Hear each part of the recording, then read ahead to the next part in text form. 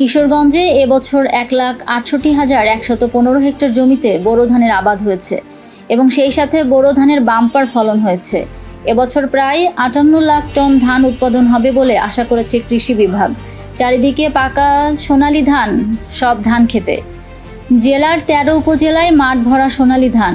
কৃষকেরা ব্যস্ত ধান কাটায়। আবহাওয়া অনুকূলে থাকলে বোরো চাষে অতীতের সব রেকর্ড ভেঙে ধান উৎপাদন হবে। এবছর কিশোরগঞ্জ সদরে 9,140 হেক্টর, হোসেনপুর 8,135 হেক্টর, পাঙ্কুদিয়ায় 10,235 হেক্টর, কটিয়াদীতে 12,840 হেক্টর, করিমগঞ্জে 9,855 হেক্টর, তাড়াইলে 10,355 হেক্টর, ইটনায় 27,380 হেক্টর, মিঠামইনে 15,695 হেক্টর, নিকলিতে 14,390 হেক্টর, অষ্টগ্রামে 24,160 হেক্টর, বাজিতপুরে 12,450 হেক্টর, কুলিয়ারচরে 6,557 হেক্টর ও ভৈরবে 6,923 হেক্টর জমিতে বোরো চাষ হয়েছে।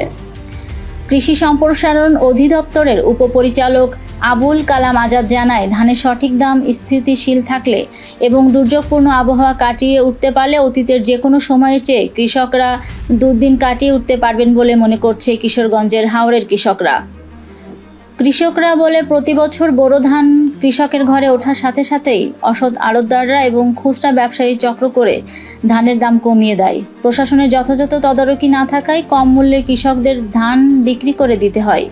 ধান ক্রয় দলীয় প্রভাবমুক্ত রাখলে প্রকৃত চাষিরা সুফল পাবে।